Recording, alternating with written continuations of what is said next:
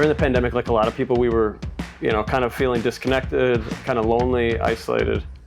And we were just thinking like, man, we don't have like a core group of just Christian supports for whatever reason. And so I think that was like, man, it would be great to just have like a community of people that we could kind of be a part of. Eventually we prayed about it for a while. Eventually we're like, hey, here's an opportunity. Like they're looking to add leaders and add, locations. We jumped in, and safe to say it's been a answered prayer by far. Part of what we do is like at the beginning, the first 15 minutes, 15-20 minutes, it's just kind of socializing and just catching up with people. That's just an added bonus too. Like you wouldn't get that otherwise, but you're catching up, and then we do our meat and potatoes of the actual content. Then we do our prayer at the end, which is awesome to be able to take prayer requests and everything like that.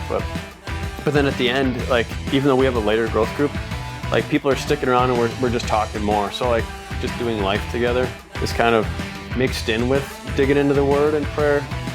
I mean, it doesn't get much better than that. So, I mean, you do a better job of it than I do, but we've tried to lead by like modeling the vulnerability, because vulnerability is a big piece of it. That's what a lot of people I think are looking for is, can I be authentic? Can I be real? But vulnerability, I feel like leads to insane blessings. Something in the past that I used to struggle with is like, if I was having doubts in my faith, it's just naturally it's a really scary place to be in. And so I remember for the longest time, I wouldn't even bring up doubts to Shem.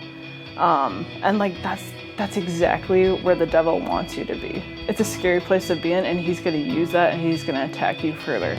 And so I started by like bringing up doubts in my faith to Shem. And like, I just remember like Shem's reply, and I like sat there and I was like, wow, that helped me tremendously. And I could have like saved that month that I wasted just sitting in those agonizing thoughts had I not been like more vulnerable and put my pride aside. I think a lot of it comes down to pride. Probably 9 times out of 10, like other people are having doubts right along with you. And so in our growth group, like bringing up doubts and bringing up vulnerable topics about like sins that you're struggling with, it's just been a big blessing.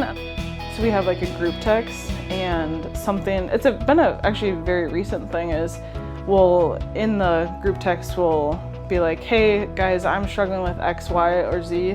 I really need your prayers. And it's just so cool to see like the heart emojis like flood back, or people replying, I'm on it. It's so cool to think about like a close-knit group of people rallying the throne of Jesus together. It sounds like such a simple thing, but that's probably been one of the biggest blessings that has come from growth group. That sense of community, people that will pray for you, people that won't judge you when you bring up vulnerable things or doubts or struggles, and it's just been a huge blessing. The rewards and benefits have been huge. It's not just it is a devotional like Bible study group, but it's turned into like I don't want to sound cheesy, but like a life. Just a bunch of like Christian friends and family, and we're good friends with everybody in the group, and we hang out with them outside of group, and it's been pretty awesome.